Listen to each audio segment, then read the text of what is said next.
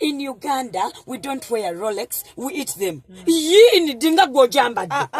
Rolex bakola nkole chapati n'amagi babisikira ku kubo. Chapati n'amagi bali abudye. Sibya kwamba kati wano ndi kugamba. Nti tulya tetwambala ngasawa. Omwana adalesa masawa ga Rolex.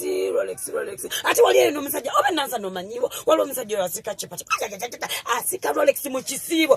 Pam. Kakati wali ojasike nene nyunga yetaga yenkana round about ya Northern. Kakatola ya. Kakati nga bajambala abantu nga Rolex. Kati madema njo gamba. Anedda ene yafe ya maji chapati kukuba ne bazinga ne barolinga nolya. Siya kwambala sisawa siya kwamba chova ngamba. Mu Uganda tetwambala. Okay. Kati gwe wajitwala ne parliament.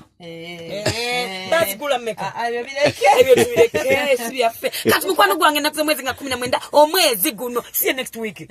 Mukwano jangu tulye Rolex, tusike Rolex ya machi malewa chicken yona tumyeleko ne Coca-Cola kigwe ajagajapa